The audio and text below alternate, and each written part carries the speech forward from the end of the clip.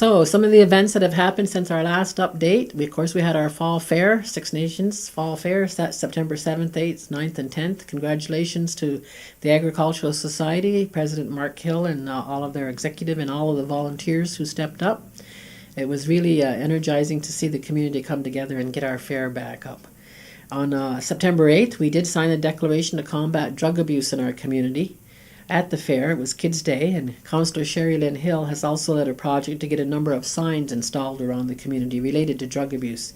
These signs are now located at various areas around the community, and they were obtained by a grant proposal to the Ministry of Indigenous Relations and Reconciliation for $20,000. Council did have to use some of our decommitted OFNLP, our gaming dollars, to help with putting the signs up. We also have billboard signs which we will be installing. They just need to be put together and then they can be put up throughout the community.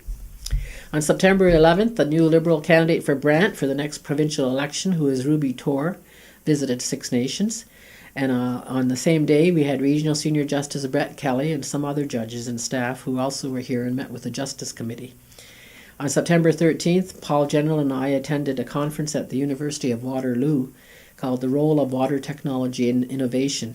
It was at the university there, and it was an aqua hawking contest, and I brought greetings and was also a speaker and participated on a panel.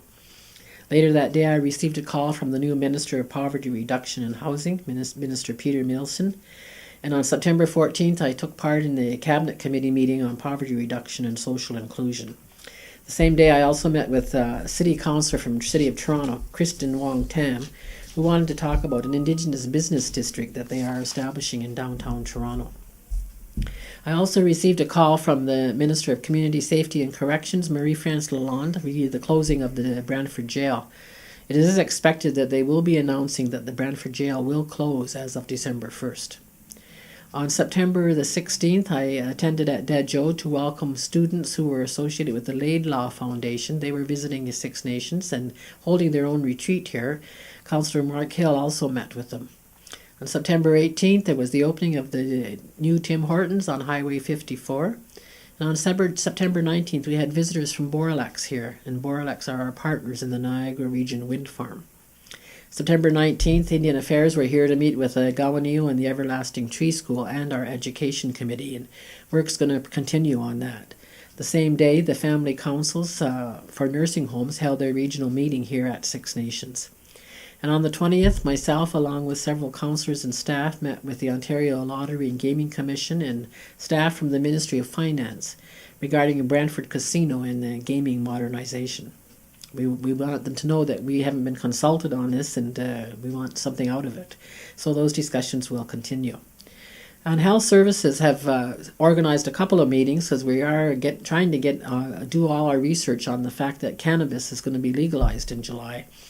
They did a special meeting on the 21st where we had a representative in from a doctor that came in to talk about cannabis, and on the 25th of September there was a further meeting to talk about with representatives from the provincial and federal governments to talk about what their plans are.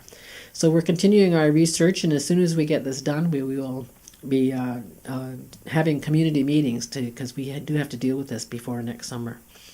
On the 21st, we had the grand opening of the Grand River Convention Centre, or the Gathering Place, which is the old bingo hall.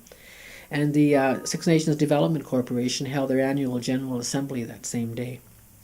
On September 22nd, I traveled to Ottawa to attend a meeting with Jane Philpott, who is the new Minister of Indigenous Affairs. The Prime Minister recently announced that the Department of Indigenous Affairs would be split into two departments, one for Indigenous Services and the other for Crown First Nations Relations. Minister Carolyn Bennett is the Minister of the Crown First Nations Relations Department. And we're trying to get a meeting with both those ministers for Six Nations because the meeting I attended was with the Chiefs of Ontario. On September 23rd, Councillor Bob Johnson and I attended the opening ceremonies of the Invictus Games in Toronto. And on the 24th, I had the opportunity to attend the Duke of Edinburgh Awards and meet Prince Harry. And congratulations go out to Shauna Porter, who was awarded a gold medal during that time. On September 26th, myself and councillors and a number of people took part in interviews with the Capacity Assessment Review Team, who was here to do interviews with respect to our child welfare designation at Ogwenidow.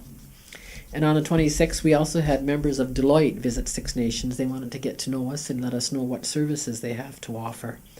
On the 27th of September, I attended a meeting in Toronto with Minister Eleanor McMahon, who's the Minister of Tourism, Sport and Culture. We're talking about possible future opportunities that might exist at Ontario Place as they are working to revitalize that.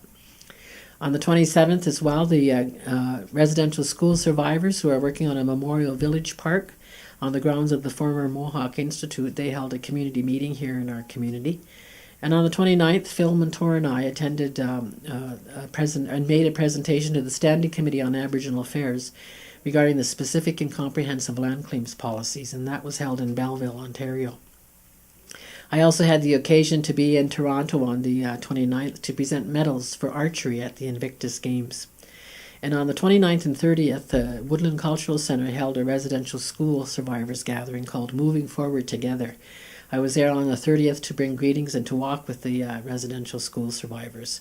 And later the same day, Councillor Johnson and I attended the closing ceremonies of the Invictus Games.